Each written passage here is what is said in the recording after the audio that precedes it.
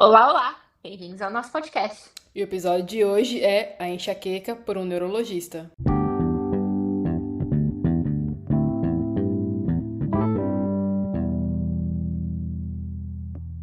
Bom, hoje nós vamos dar continuidade aos nossos episódios sobre enxaqueca e nós trouxemos um profissional, o Dr. Tiago, e a gente vai falar um pouco mais sobre a enxaqueca e também sobre alguns tratamentos aí.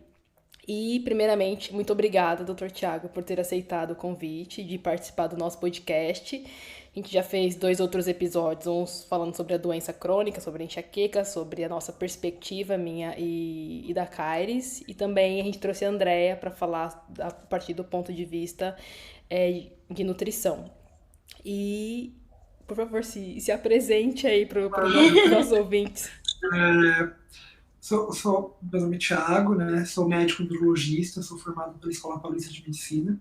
Fiz residência também na Escola Paulista de Medicina, que é a Universidade Federal de São Paulo, e me especializei também lá, né? E desde então venho atuando na área de cefaleias e basicamente muito paciente com enxaqueca, enfim, outras cefaleia em salvas, é o que a gente acaba vendo bastante. E é uma honra, né, participar e poder explicar e passar informações valiosas sobre uma doença tão comum, né, tão prevalente, que acaba atrapalhando a vida de tantas pessoas e incapacitando, e enfim, e que é muito pouco, infelizmente, muito pouco valorizada e muito pouco entendida pelas pessoas e minimizada, tanto pelos próprios pacientes quanto pelos profissionais de saúde. Então, acho que essa é uma luta que a gente tenta fazer contínua para fazer com que as pessoas entendam mais o que é a enxaqueca e para deixar de minimizar e entender que é uma doença e que é uma doença que capacita e que se as pessoas tratassem todas as dores que elas têm, como elas tratam as dores de cabeça, né, a população que mingua, porque realmente as pessoas não desvalorizam, é só uma dor de cabeça, né? Isso acho que é um dos problemas, acho que é uma das lutas que a gente tem de mostrar que, além da dor, tem muitos outros sintomas. Eu acho que essa é a primeira pergunta que a gente queria fazer, né? O que é a enxaqueca? Porque ela vai, como você já mencionou, ela vai muito além da dor de cabeça. A dor de cabeça é ali só um sintoma, né? Quem dera fosse só a dor de cabeça, acho que seria o paraíso dos enxaquecosos, se fosse só a dor de cabeça, seria muito mais fácil de tratar. Mas o que é, então, essa doença, assim? Porque a gente, né, fez, como a gente falou, a gente fez um episódio do nosso ponto de vista como paciente. A gente tentou ali explicar, mas óbvio que, né, a gente não chegou nem perto né, de um profissional. Então, o que é essa doença, né, do ponto de vista do profissional? Perfeito, assim, o entendimento da enxaqueca, ele foi evoluindo ao longo da história da humanidade, porque é uma doença que acompanha as pessoas aí desde sempre. E, claro que no início, os gregos, é uma dor que ela é do fígado, eles acreditavam nos humores, então tinha todo aquele pensamento lá antigo.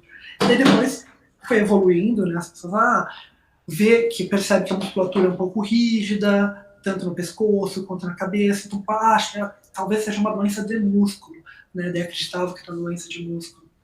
E daí vai evoluindo, vai pensar, mas esses músculos só se contraem porque tem algum nervo, né, mandando ele contrair, e parece que tem uma inflamaçãozinha maior nessa localização. Então é uma doença nervosa de inflamação.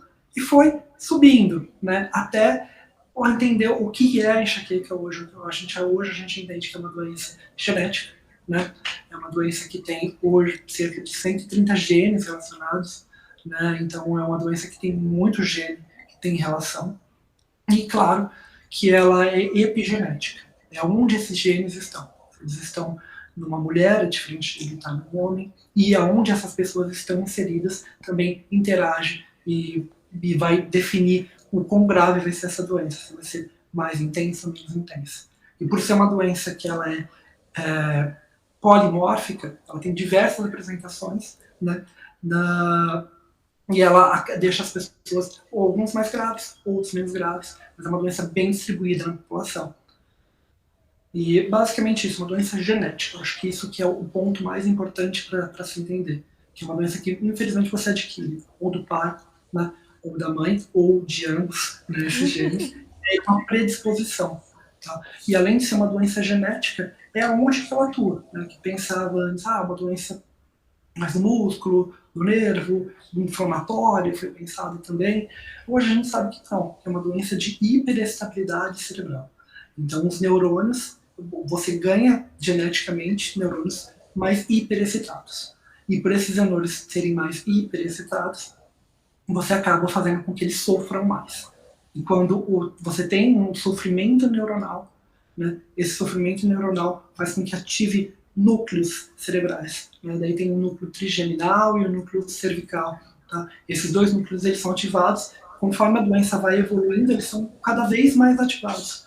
Por isso que o paciente ele passa a ter dor em todo o complexo que a gente chama que é complexo trigêmeo cervical. Então toda essa região é uma região que fica acometida, que deixa o paciente sofrer, que causa dor, que causa desconforto. Tá? E esse acaba sendo um dos sintomas, mas só para explicar o que é a doença, que é uma doença de hiperestabilidade cerebral, e essa hiperestabilidade cerebral, ela dá sintomas dor e sintomas não dor também. Como diagnosticar enxaqueca e como ela se diferencia de uma dor de cabeça comum? Então, vamos lá.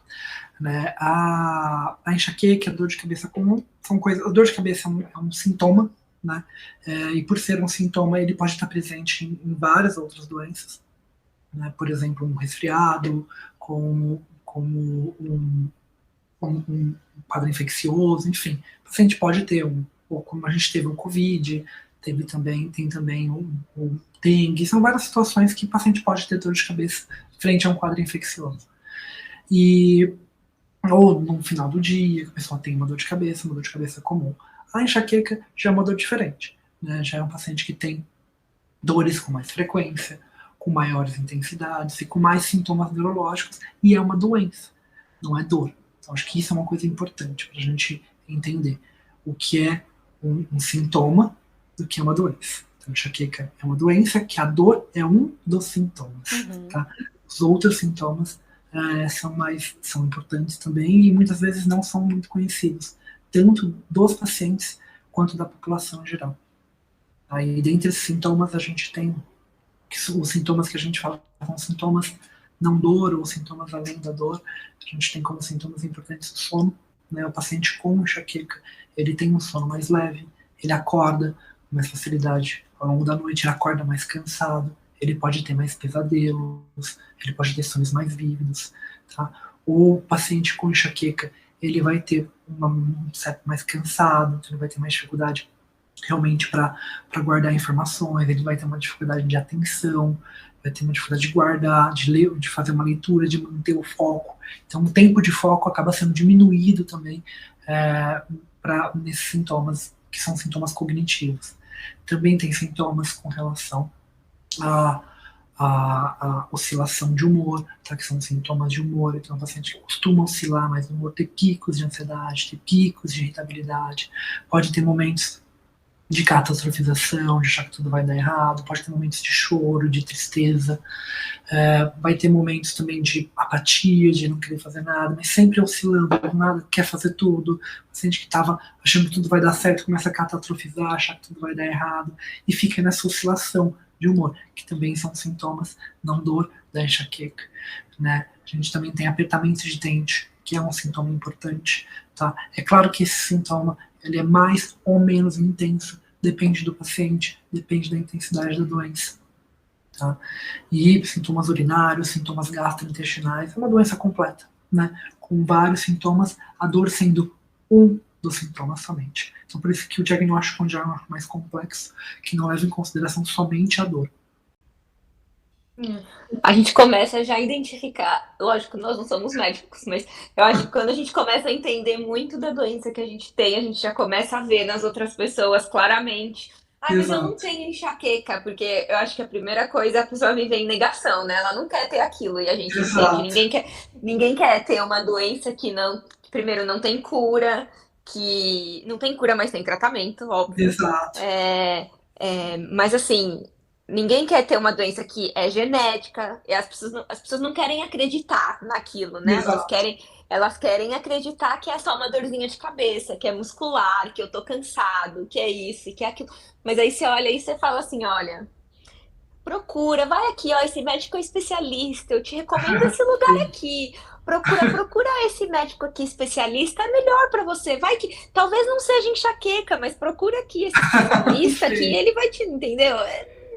E aí a pessoa acaba descobrindo que tem enxaqueca, mas é melhor descobrir antes e tratar, entendeu? Do que você ir Exatamente. lá e não descobrir, né? É sempre melhor saber o que você tem do que não saber, né? E foi, assim, na nossa experiência aqui, foi exatamente isso que aconteceu comigo e com a Yasmin. Eu falei assim, olha, eu não queria dizer nada não, mas eu acho que você tem enxaqueca, já que você tá indo pro Brasil, passa lá no Headache, vai lá com o doutor Tiago.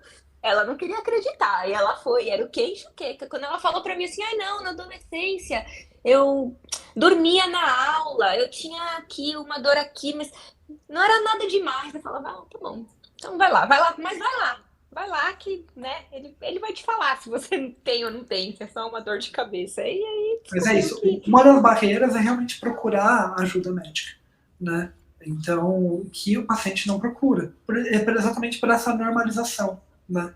Do que é do que é a doença e a pessoa começa a se acostumar. E o ser humano, essa é uma coisa interessante, ele consegue se acostumar, né, com situações que são muito incompatíveis, são muito ruins, né? Que eu mais vejo aqui dos pacientes, quando eles estão acompanhando, eles falam, como eu aguentava ser aquele ser humano? Como eu aguentava ter tanta dor? Como que eu era forte, eu não sabia. Hoje eu sou mais fraca, a pessoa lá, porque hoje com uma dorzinha eu já quero tomar remédio. Mas é porque ela vai desacostumando a sofrer, né? O ser humano ele consegue, quando ele é exposto a uma situação muito adversa, isso para tudo na vida, não só na dor, enfim, ele se adapta, né? E isso tem um lado positivo, mas também tem um lado negativo. As pessoas se adaptam a condições terríveis, né? Uhum. Quando eu falo para minha esposa que os pacientes chegam em consulta e a maioria esmagadora tem dor de cabeça todos os dias, ela fala, mas como que uma pessoa pode aguentar ter dor todos os dias e não procurar ajuda? Sim, porque ela vai normalizando. Porque ela acha que as dores. A culpar o gatilho, eu acho que é um dos maiores problemas que a gente vê. Tanto, infelizmente, médicos acabam fazendo isso, mas até as próprias pacientes. Porque eles acreditam que, por exemplo, estou com dor forte hoje é porque eu não comi direito, porque eu comi coisa errada, ou porque eu não dormi direito, é porque você está culpando os gatilhos, a doença está ativa, né? É porque agora, essa semana é a semana que eu fico ruim por causa da menstruação. A pessoa já acostumou. Essa semana é a semana que eu fico ruim. Uhum. Ela perde uma semana da vida dela todos os meses e acha que aquilo é normal, né? E não é. A doença está ativa. E a doença, infelizmente, a doença é implacável, né? Ela vai sempre progredir, né? Principalmente quando o paciente entra numa cefaleia por uso excessivo de medicamentos. Tá? Posso explicar o que é isso? Pode, pode, por favor. claro, claro, por favor, que eu acho que Exato. isso, as pessoas precisam saber disso. Exato. O que é a cefaleia por uso excessivo de medicamentos? Quando o paciente ele vai ter, porque tratar a doença, antes de explicar, tratar a doença é você não ter dor, é você ter menos dor, tá? É você, de forma profilática, tratar a doença. Tomar remédio para dor não é tratar a doença. Você não está tratando nada da doença, está tratando aquele episódio de dor, tá? Só que o que acontece? Muitas vezes os pacientes ficam sem, isso é o mais comum, né, ficar sem o tratamento profilático e só se medicar quando tem dor. Só que o que acontece? Quando o paciente ele tem uma predisposição a uma genética crônica, tem mais genética, tem mais, enfim, tem uma predisposição a uma enxaqueca crônica, ele vai ter muita dor. E ao ter muitas dores, ele se medica. E quanto mais ele se medica, pior fica a doença. E a gente tem, na classificação, né, internacional, isso já é bem estabelecido já há muito tempo, até algumas quantidades de medicamentos que, a partir daquele momento, pode ser um start para piorar. Por exemplo, eu vou dar um remédio que é super comum, Neosaldina, tá? É um remédio que o pessoal usa bastante. Neosaldina, você não precisa, por ser um remédio combinado, você não precisa de muitos comprimidos para você entrar na cefaleia por uso excessivo. Então, a partir de 10 comprimidos de Neosaldina, no outro mês, né, você já vai entrar nesse uso excessivo. E o que acontece nesse uso excessivo? Ele é muito cruel. As medicações elas vão ter uma eficácia cada vez menor e você vai ter dores cada vez mais fortes. Então a neosaldina vai parar de funcionar, tá? Assim como acontece com todos os remédios que entram no uso excessivo, e o paciente vai ter mais dor. Então é muito cruel essa cefaleia por uso excessivo. É a principal cefaleia, a principal complicação das enxaquecas. Os pacientes que chegam aqui para mim, raramente um paciente não chega, quando não chega no uso excessivo é porque ele fez o detox em casa, tá? Porque ele acompanhava o Instagram e faz o detox em casa, daí não chega. Mas o que não é recomendado fazer, porque sofre muito. Você parar o uso das medicações sozinho, né, não é a melhor escolha, porque vai doer bastante, porque daí você vai ter uma dor rebote, tá? E vai sofrer por algumas semanas, isso é bem ruim, tá? Ou vai para um socorro, que é pior, e não consegue. A maioria das vezes a pessoa ela tenta parar e ela não consegue, exatamente por sofrer muito, porque daí você vai ter uma dor mais forte quando você parou, e até o seu corpo se adaptar, e demora, se você tiver sem tratamento, é pior ainda, tá? Nossa, gente, não, eu já comentei no outro episódio, as pessoas que escutam o podcast, elas sabem, eu fiz, e é terrível. Eu fiz isso, Sim, eu fiz detox sozinha em casa, e não recomendo pra ninguém. Busquem, gente, Ajuda busquem médica. um profissional. Busquem um profissional, é terrível. Se quer bater a cabeça na parede, é horrível. Eu fui até o final, eu consegui fazer, mas eu não sim, recomendo. Não façam, não exato, é façam. ruim. E, assim, quais são os medicamentos que causam a cefaleia por uso excessivo de medicações? São várias classes, tá? Vou falar as classes e vou dar alguns exemplos de medicamentos só para vocês saberem, né? Por exemplo, a dipirona é uma classe, tá? A gente tem o paracetamol, que são os anti-inflamatórios, tá bom? Os analgésicos, perdão, os analgésicos são esses dois primeiros. A gente tem os anti-inflamatórios também, que daí seria o Flanax, ibuprofeno, tá? Eles também entram no uso excessivo. A gente tem os triptanos, né, os ergotaminos e os naratriptanos, que daí tem o Cefalive, que é um ergotamínico. A gente tem os triptanos, o Sumax, ele é bem famoso, né? E a gente tem o naratriptano, que é o Naramig, que é outro bem famoso. E todos esses remédios eles vão entrando. É claro que tem uma sequência, tá? Tem remédios mais fortes. Que daí o que acontece com o paciente? Ele começa, por exemplo, fazendo uso de uma dipirona, né? Ou de uma neosaldina. E daí essa neosaldina vai perdendo efeito, porque ele começa a consumir muita neosaldina, achando que está tratando as suas dores. E daí ele vai para um segundo passo. Daí alguém apresenta para ele, ó, tem este aqui, né? Que é o Sumax. E a pessoa começa a usar o Sumax, né? E daí o que acontece com o Sumax no início? O Sumax, nossa, fantástico, resolvi meu problema. Agora não vou ter mais dor, quando eu tiver dor eu resolvo com esse aqui. O Sumax, esse aqui é a minha solução, vou começar a falar para todo mundo. E daí a pessoa começa realmente a falar para todo mundo do Sumax. Só que daí, uma questão de tempo, esse Sumax ele também vai entrar na cefaleia por uso excessivo, tá? E ele vai parar de funcionar do mesmo jeito que a dipirona, tá? E daí cada vez mais você vai consumindo mais Sumax. Isso depois acontece com o Naramig. Já escutei pacientes falando, agora que eu estou tomando Naramig, meu céu abre. Tudo é a melhor coisa da vida. Eu achei o remédio, doutor. Mas eu estou vindo aqui porque eu estou com dor todo dia ainda. Então não Não tá achou. funcionando. Exatamente. E é um remédio que ele acontece da mesma forma. Tem um período realmente de início, todo remédio, desses remédios que causam dor, cefaleia por uso excessivo de medicações. No início eles parecem que estão te ajudando realmente, mas eles estão só te enganando o seu cérebro por um período. Né? E falando sobre tratamento agora, que eu acho que é um dos assuntos mais importantes, né?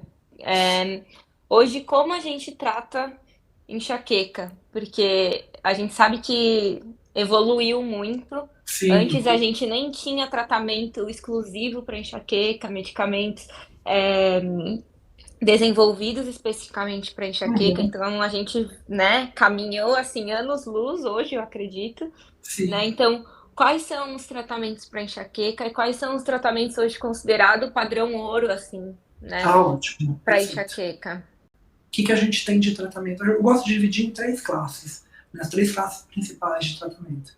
A gente tem uma classe que ela é celular, que é a mais antiga, que ela não é com medicamentos específicos para enxaqueca, foram coisas que acabou se descobrindo que ajudavam, né? Que, por exemplo, essa classe celular são os anticonvulsivantes. Tá? Como que se descobriu que os anticonvulsivantes ajudavam para enxaqueca? Quando você usava esses anticonvulsivantes em pacientes que tinham epilepsia, você conseguia diminuir a intensidade de dores desses pacientes.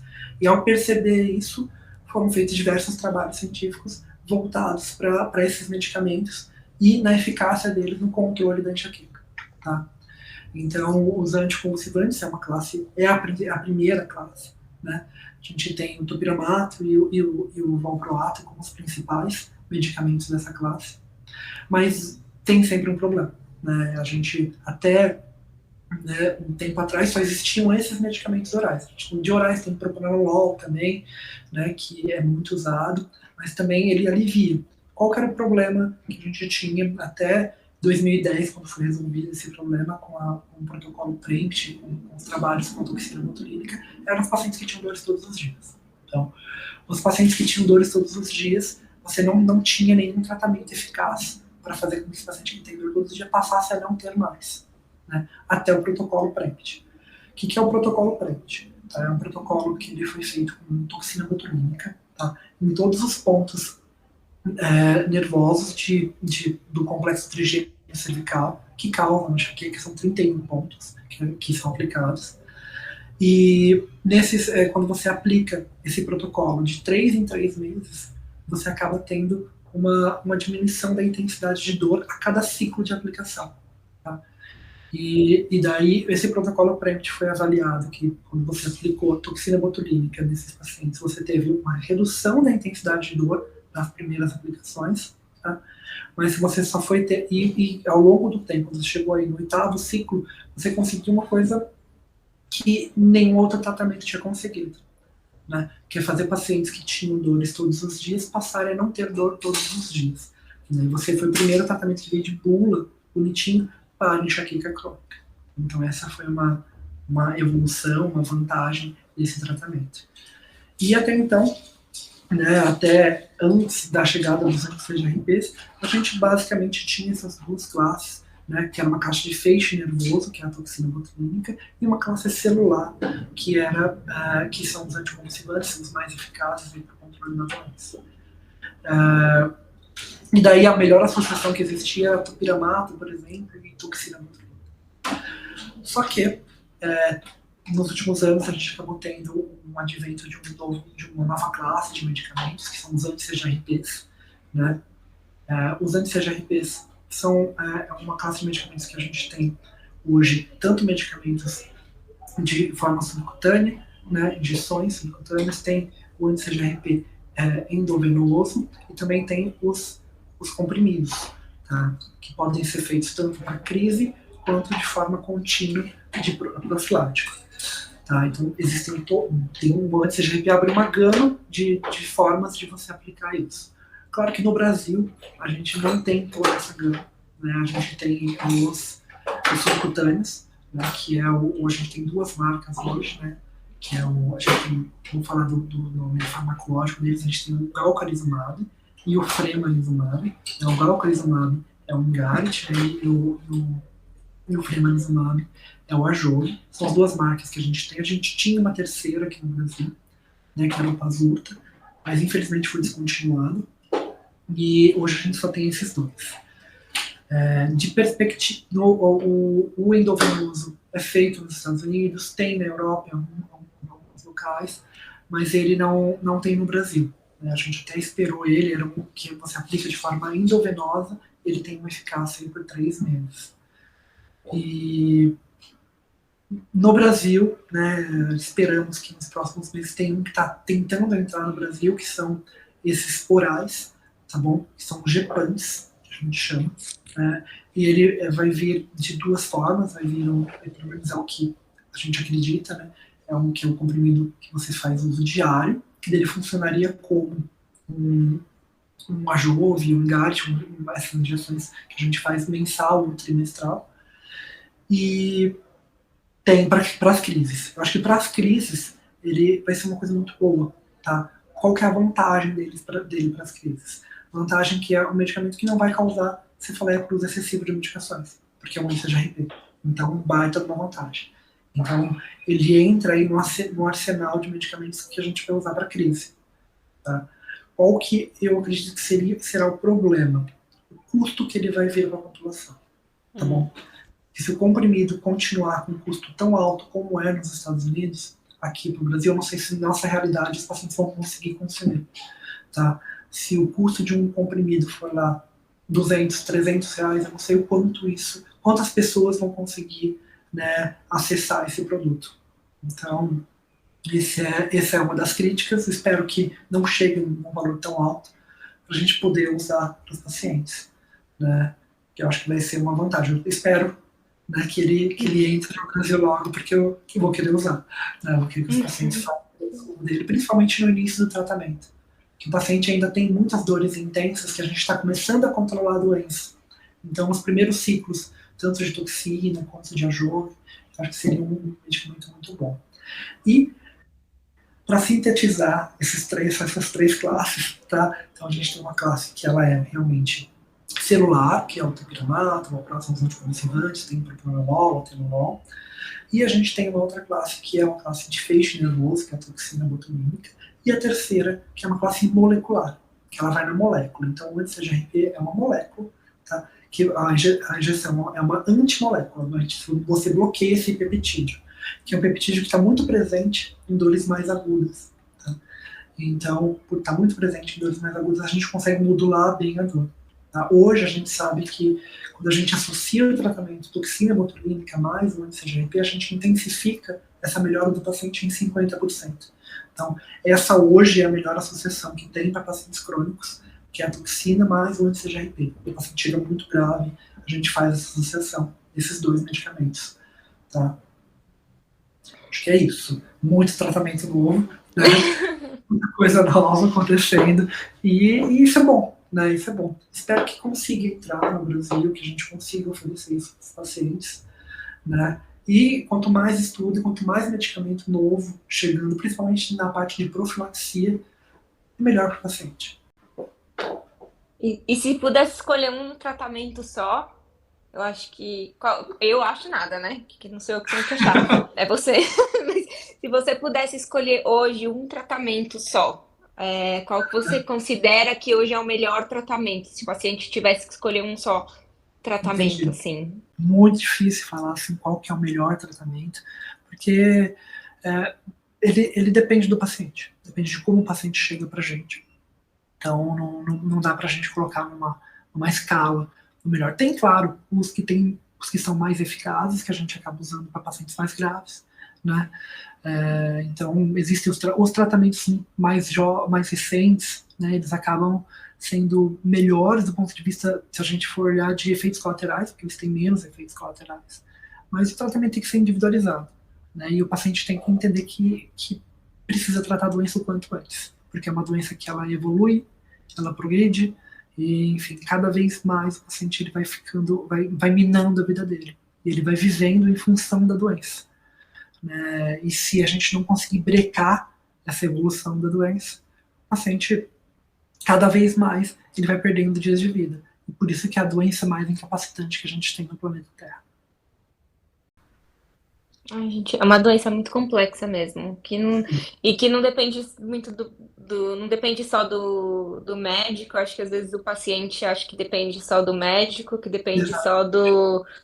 depende só do medicamento, depende muito do empenho do paciente também. Exato. São os dois lados, né? É, São os do, dois lados. E é complicado, assim, por exemplo, uma coisa que eu vejo, né, que eu tô me pegando pensando nisso várias vezes, assim, nesse mês, assim, eu até tô falando com os pacientes isso, porque às vezes o paciente, existem duas classes, assim, de dores de cabeça. Tem as dores de cabeça primárias, né, e as secundárias. Né? E muitas dessas secundárias são dores de cabeça que teoricamente são mais fáceis de tratar, tá bom? Mas elas são assustadoras, tá? Então, porque são alterações macroscópicas, tá? Que você vê numa tomografia, que você vê numa ressonância, tá? E a primária é muito mais difícil de tratar. Só que, às vezes, a primária, a forma do paciente ver e muitas vezes do médico ver é diferente. Vou dar um exemplo para vocês. Por exemplo, né, a gente tem uma dor de cabeça secundária, que é uma meningite. Poxa, uma meningite é uma coisa horrível, tá? Você tem uma infecção no seu sistema nervoso central. Mas, qual que é o tratamento? Né? Você consegue tratar isso de uma forma muito rápida, de uma forma eficiente no hospital, se você faz o diagnóstico correto. Tá? E aí, a pessoa, em poucos dias, ou no máximo semanas, ela já passa a não ter aquela dor que ela teve, que foi horrível. Tá? Então, você consegue tratar aquela dor. Às vezes, uma trombose, um trombo cerebral, um vaso na nossa cabeça entupiu. Tá? E daí a pessoa começa a ter muitas dores, dores muito fortes de cabeça, que não tinha antes. Daí você vai e desentope esse vaso, né? Você conseguiu tratar com um remédio, né?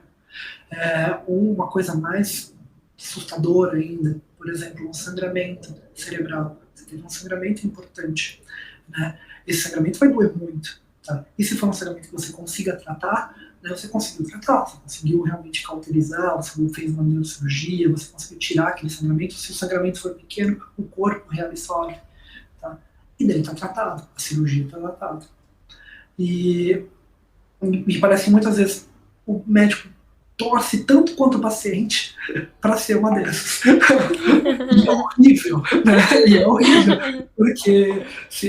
porque tem pacientes que falam, eu queria que tivesse um tumor, eu queria que tivesse... Olha o que absurdo que o paciente ia falar. Porque isso ele teria um tratamento, né? E um tratamento eficaz, que ia resolver mais rápido. Pela dificuldade que tem. Não é uma doença fácil de tratar. É uma doença muito difícil. Tanto é que hoje eu tenho uma equipe gigante de outros profissionais me ajudando, né? Então é difícil essa pergunta que você fez. Existe um tratamento, se fosse para escolher um, eu não escolheria um. Eu acho que o tratamento, ele exige muita, como vocês falaram, eu acho que exige muita paciência, né? Acho que do paciente, assim, também. Acho que compreensão das pessoas que estão em volta, porque, por exemplo, eu fui diagnosticada recentemente. Até então, eu não tinha noção, né, do que era a doença, do quão complexo que era e todos os sintomas. Acho que quando eu vi a Kairis tendo uma crise, falei, nossa, gente, parece que o negócio não é tipo, bebe água que passa. Tá faltando água, né? Porque algumas Exatamente. pessoas vão falar, é a vitamina B que tá baixa aí, então, né, tem muito dessas coisas, mas eu acho que é muito complexo, acho que quanto mais, acho que o senhor disse isso no início, quanto mais a gente fala sobre a doença, mais estuda, mais lê, mais se informa, eu acho que vai ficando mais fácil de quebrar, acho que alguns tabus, alguns mitos, e aí você se dá a oportunidade de procurar profissionais para entender o que é, né, o que está se passando. E hoje, com essa gama de tratamentos disponíveis, eu acho que é mais fácil de você se tratar, né? Embora exija todo um processo, todo um esforço aí, mas você trata a doença e não os sintomas, né?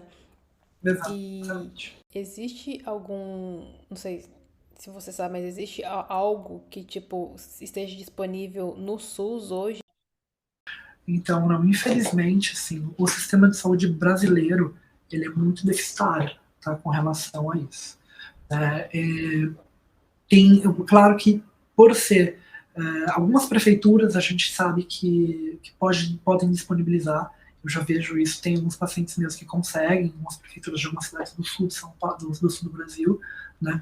Elas oferecem, por exemplo, anti-CGRPs, né, se o paciente ele entra com relatório, com pedido, mas não é uma coisa que vem de cima para baixo, né, de âmbito federal, é mais municipal, né, tanto o SUS ele não tem alguns locais que fazem aplicação, né, de toxina botulínica, já foi feito em alguns momentos, até no Hospital São Paulo, onde eu trabalhei, onde eu fiz residência, por um momento a gente teve disponível, mas são momentos, não tem nada organizado, sistematizado, né, para oferecer isso para a população brasileira.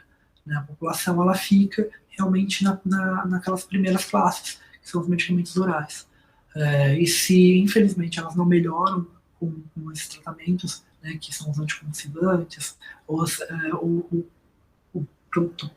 propranolol, o atenolol, que são os remédios de procuração, né, os beta-bloqueadores, né, se eles não melhoram com esses medicamentos, né, fica mais difícil, né, de você conseguir controlar. Né? Então, por exemplo, lá na Unifesp, onde eu onde eu fui residente, onde eu fui preceptor, onde eu, né, ministrei aulas para os alunos e para os residentes, a gente tinha muita limitação. Né? Hoje eu não estou mais presente lá, mas as limitações que a gente tinha eram grandes. A gente tinha realmente esses medicamentos. O que a gente fazia para os pacientes, muitas vezes, era um bloqueio inicial para retirada do uso excessivo das medicações.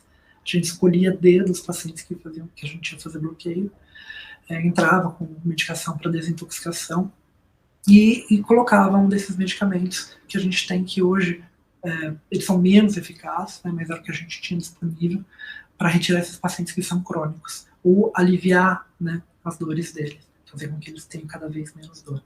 E conseguíamos sim um alívio, mas de longe, né, muito longe do tratamento ideal. Né. Esperamos que um dia tenhamos uma política pública organizada para pelo menos a gente conseguir oferecer mais qualidade de vida, né, e baratear também os tratamentos de primeira linha para pacientes crônicos. Eles acabam não sendo de fácil acesso para a população pelo custo, né? O custo é das barreiras. Outra barreira é a barreira técnica, né? Dos profissionais que têm que aprender a aplicar a toxina, por exemplo, de uma forma correta. A outra barreira é identificar qual é o paciente que precisa desse tratamento. A outra barreira é fazer esse tratamento e o paciente melhorar da melhor forma possível, né? Não adianta nada fazer a toxina botulínica e deixar o paciente tomando um monte de remédio para dor e não desintoxicar ele. Essa é uma das coisas que a gente vê, infelizmente, acontecendo diariamente. Então, muitas barreiras o paciente sofre.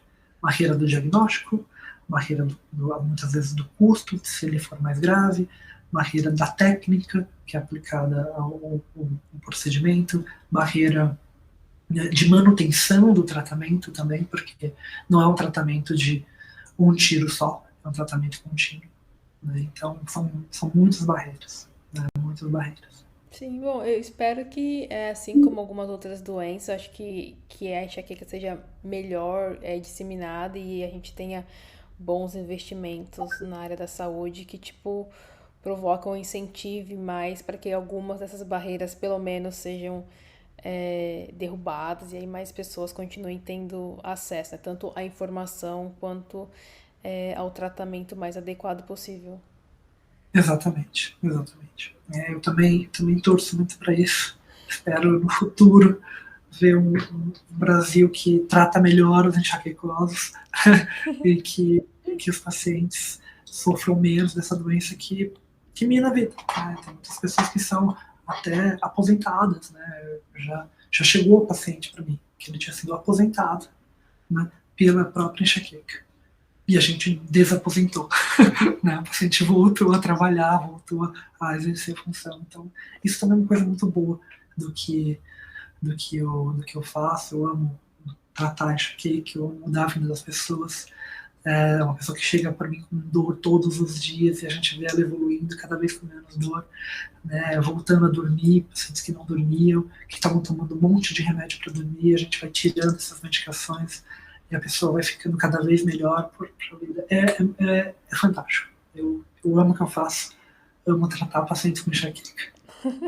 Eu imagino, acho que o maior beneficiário com certeza é o paciente, a qualidade de vida que ele volta a ter, né? Acho que a melhor condição, acho que poucas pessoas falam, ou poucos, pelo menos eu sigo algumas páginas de enxaqueca, Brasil e internacional, e eu acho que eles batem muito forte no sentido, gente, é uma doença incapacitante, né? Pela complexidade da doença, as pessoas podem ficar bem ruins e disfuncionais por conta da dor e de todos os outros sintomas. Então, acho que quando a gente consegue achar um tratamento adequado dentro das nossas condições e começa a ver melhoras, isso muda totalmente sua vida. Você fala, gente, é dor zero um dia. Exatamente, exatamente. Acho que é devolver a qualidade de vida para o paciente e ver a vida da pessoa voando. Né? Tem pacientes minhas que começaram as pessoas voltam a estudar, porque quando ela está com muita dor de enxaqueca, ela passa a não ler mais, ela passa a estudar menos, ela passa a, enfim, você vai perdendo toda a performance, né, da vida dela. E daí você vai vendo a performance da vida dela voltando, poxa vida, né? É fantástico. E é possível viver sem dor? É possível, é possível. Né? Eu sou, não sei se vocês sabem, mas eu tenho enxaqueca. Né? Meu Deus, o neurologista tem enxaqueca, eu me sinto quase abraçada. Meu próprio neurologista tem enxaqueca, quase que um abraço. Tenho enxaqueca, é assim, mas é possível, assim, eu tô com a doença controlada, né, há muito tempo já. Né, as 2 últimas vezes que eu tive uma aura faz quase 3 anos, né, e minha última crise com dor, né, faz muito tempo, né, faz 1 ano e 8 meses, eu acho que foi quando a gente faz coisas erradas, né, foi quando Meu Deus, que sonho, que sonho. As 2 últimas vezes que eu tive crise foi uma vez que eu realmente consumi um alimento que ele é um cronificador e para mim funcionou como um gatilho, né? Eu acabei fazendo uso de uma bebida que tinha gengibre e daí meu pescoço travou, né? Depois de algumas horas que eu consumi. Daí eu falei, meu Deus, virou um gatilho para mim, né? E a outra vez que eu tive a aura foi quando eu consumi um alimento que tinha canela, né? E daí aquilo funcionou como aura, mas eu só tive a aura, não vi uma dor depois. Né? Então, a doença dá para controlar, dá para ficar sem dor, sim, né? Mas precisa de. É uma doença que é tempo dependente também, acho que isso é uma coisa importante. Né? O paciente ele começa o tratamento, mas ele tem que manter o tratamento. Porque a cada ciclo que ele vai fazendo, se ele tiver alguma toxina, ele vai estar melhor a cada ciclo. Se ele tiver com um anti-CGRP, mesma coisa, né? Cada aplicação de anti-CGRP ele tem que ser melhor do que a anterior, tá? Se ele não está tendo essa melhora de cada ciclo de toxina ser melhor que o anterior, de cada anti-CGRP que ele aplicar, se tem um ciclo melhor que o anterior, alguma coisa de errado está no tratamento. Então acho que isso também é um ponto importante, que a gente sempre busca também aqui. Se o paciente ele por algum motivo não evoluiu no trimestre de tratamento, eu sempre busco algum problema. Porque realmente sempre tem. Sempre tem alguma coisa que atrapalhou para ele não ter essa melhora. Né? Ou foi realmente uma quebra do detox, né, dos alimentos que são problemáticos, né? Ou foi um procedimento cirúrgico, ou ele fez alguma coisa errada com relação ao tratamento, ou introduziu algum medicamento que piora a doença, que isso também acontece. Então, todos esses pontos são importantes. Com relação ao detox, eu acho que isso é importante falar também, né? Porque tem muita coisa. Dá tempo? Dá tempo. Dá tempo. Dá, né? Dá Ok. tempo. Assim, lembrando assim, a doença é uma doença de hiperestabilidade cerebral. Tá? Não é uma doença inflamatória. Eu acho que isso é muito importante frisar. Porque quando tem muita desinformação sobre a doença, as pessoas elas ficam perdidas. Então é uma doença de hiperestabilidade cerebral. E por ser uma doença de hiperestabilidade cerebral, quais são os alimentos problemáticos? São aqueles que de alguma forma aumentam essa hiperestabilidade cerebral. Ponto. São muitos alimentos? Não. Mas qual é o problema? Esses alimentos, eles têm eles são poucos, mas eles têm um amor muito grande. As pessoas que consomem eles têm um amor muito grande por eles. E é um amor que demora para passar. Tá bom? É um amor que demora muito. Porque são alimentos que causam dependência química. São alimentos que entram na via dopaminérgica. Tá? Vou falar quais são eles. Tá? Os alimentos, a gente tem, primeiramente, todo alimento que contém cafeína, ele é um problema. Por que a cafeína é um problema? Porque a cafeína, além de ela funcionar como um analgésico, um anti-inflamatório, acontecendo tudo aquilo de entrar uma cefaleia por uso excessivo, assim como uma dipirona, assim como qualquer outro medicamento, ela faz com que o paciente tenha cada vez mais dor, tá bom? Então esse é um dos problemas da cafeína, ela aumenta a hiperestabilidade cerebral. Não tem consumo de cafeína que seja seguro, tá? Por mais que existem pessoas que falam, isso não existe. A gente não vê isso na prática, tá? Todo consumo de cafeína é deletério no paciente que tem enxaqueca. Tá?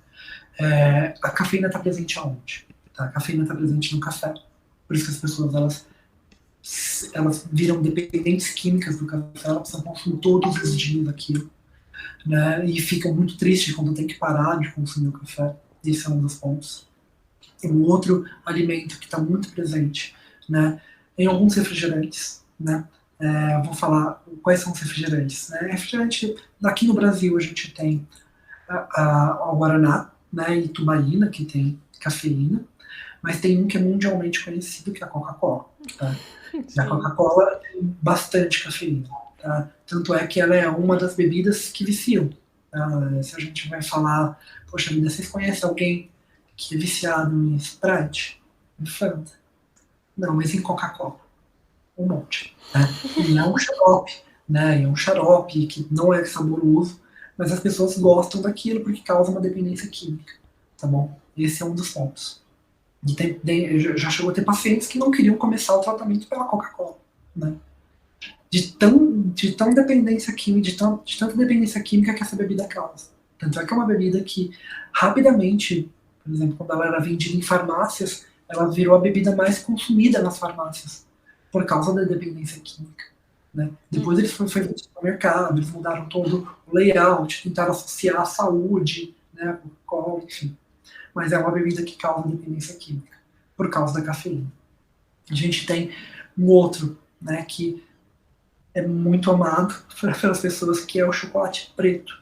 Tá? Qual que é o problema do chocolate preto? Onde que está a cafeína no chocolate preto? Ela está no cacau. Tá? Então, o cacau ele tem realmente cafeína. Tá? E tem, claro, outras xantinas estimulantes. E esse acaba sendo um problema. Tá? E também a mesma história. Vou dar um exemplo para vocês. Né? Vocês conhecem alguém que é viciado em chocolate branco? Tipo, eu não consigo ficar sem laca, sem Não, galac. não. Não. Mas viciado em chocolate preto, vocês conhecem? Um Ah, monte. Ah, vários. ninguém Exato. consegue comer só um quadradinho de chocolate preto. Exatamente. Porque causa dependência química, tá bom? Por causa da cafeína. Então é difícil mesmo, tá? E vamos lá, mais coisas. Chás. Quais são os chás que são problemáticos, que são cronificadores da enxaqueca? A gente tem realmente o chá verde, o chá preto, o chá mate, o chá branco, tá? Tem matcha, também tem alguns outros aí que são menos falados, mas também que estimulam. Geralmente chás de costume são problemas, né? Não existe nenhuma tribo indígena que vai fazer, na nossa tribo a gente só toma chá de erva cidreira, de camomila. Não. Tá? É só chá Uhum. estimulante, um chá alucinogênio. Então, esses chás de costumes também são problemáticos, né? Chá de ayahuasca, né? Chá de coca, folha de coca, então sempre é um problema, porque eles são estimulantes do sistema nervoso central e vão atuar como cronificadores da doença. Então, todo esse chá, o chimarrão, né, aqui no Brasil, né, o tererê, também aqui no Brasil, são. Vira e mexe chega paciente para a gente aqui, que veio do sul, que veio do Mato Grosso, consumindo esse tipo de bebida e cronicaços, né, tomando litros disso. Entendi semana passada, 1,5 litro de chimarrão, né, paciente. Muita dor, né, muita dor. E cronifica cervical, cronifica a cabeça, tá? Doença inteira, a cabeça inteira fica doendo. Todo o complexo trigêmeo cervical fica ativo. Voltando, o que mais que a gente tem de cronificadores, né? Então, já falei de cafeína, falei do café, falei do chocolate, dos refrigerantes e dos chás. Esses são os mais consumidos, mas a gente também tem os energéticos, tá? E alguns temperinhos, tá? E daí esses temperinhos também tem muita fake news em cima dele, por acreditar, pessoas que acreditam que a doença é uma doença inflamatória, tá? Quais são os temperinhos que são problema? A gente tem o gengibre, tá? A gente tem a cúrcuma, açafrão, a canela e também as pimentas fortes, as pimentas mais spice, como a pimenta malagueta, enfim. Tá? Uhum. As pimentas da Bahia, do pessoal da Bahia. Essas são as mais fortes. Então, essas realmente elas têm um componente que é uma capsaicina, né, que acaba realmente estimulando mais esse cérebro, aumentando a chance de ter dor, né, e funcionando como um cronificador. Então, esses alimentos, a gente fala que o paciente que consome eles realmente vai piorar. Tá? E eles podem, tá? Uma coisa que recebi recentemente de um paciente. Poxa, mas gengibre para dor aguda. É igual a cafeína para dor aguda. Existe, sim, para dor aguda. Ele vai ter um efeito. Mas o problema são os crônicos, que é quem tem dor todos os dias. Para esse paciente, não. Né? Para esse paciente, não. Sempre vai ser um problema por ser um cronificador. Tá? Tanto é que tem remédios com café, né, para dor aguda. O problema é para o paciente crônico. Sempre o problema é quem tem dor todos os dias. E é difícil identificar isso. Porque muitas vezes a própria pessoa diminui o número de dias de dor dela por achar que os outros dias a dor dela é normal. E dor normal não existe. Nossa, foi realmente uma aula, doutor Tiago. Muito obrigada, assim, primeiro por disponibilizar seu tempo. Sim. A gente já sabia que ia ser uma aula, porque a gente é paciente, né? Então a gente já sabe. Mas a gente agradece muito por você ter disponibilizado seu tempo, seu conhecimento, por ter vindo aqui falar dessa doença que agora a gente sabe que nós três temos, mas Sim, que é completamente tratável, que é possível viver sem dor, que requer paciência, que a gente precisa ir atrás dos médicos corretos, de lugares que tratam o paciente com carinho, com atenção que sim. merece, mas que é possível. Então, se você quiser deixar, né, o contato do Rebeik, onde as pessoas podem te encontrar. Ah, sim, perfeito. Não, então, aqui eu trabalho no Headache Center Brasil, sou eu, o Dr. Tiago e a doutora Thais, somos neurologistas que coordenamos os tratamentos aqui. O tratamento, ele é um tratamento integrado, então a gente não é só a profilaxia que a gente coloca, a gente tem uma equipe multidisciplinar que ajuda a gente a controlar os pacientes para eles melhorarem mais rápidos e estarem de novo na sociedade, vivendo sem dor e com a doença controlada. Tá? Então acho que o Headache Center Brasil fica aqui em São Paulo, tá? Então para quem é de outro estado, a gente atende também pessoas de outros estados, tá? Não precisa, poxa vida, a gente não faz consulta online, a gente vê o paciente de verdade. Tá? Enfim, a gente quer que vocês. A gente quer tratar a doença de verdade. Né? E se vocês precisarem de ajuda, a gente está aqui disponível realmente para oferecer o melhor consulta, o melhor atendimento, né? E ajudar, né, as pessoas a viverem sem essa doença ou controlar essa doença da melhor forma possível, porque é uma doença que incapacita, é uma doença que tira dias de vida que nunca mais vão voltar, né? Que faz vocês perderem, muitas vezes, ocasiões que também nunca mais vão se repetir. Então, não dá para conviver com isso. Tem tratamento bom, tem tratamento eficaz para essa doença. Acho que essa é a minha mensagem. Boa. Eu acho que a gente vai Perfeito. deixar na descrição do episódio os links do Instagram. Eu vi que tem o YouTube novo também agora, com os conteúdos das lives que são feitas pelo Ah, Headache. E a gente vai deixar os links tudo na descrição do episódio.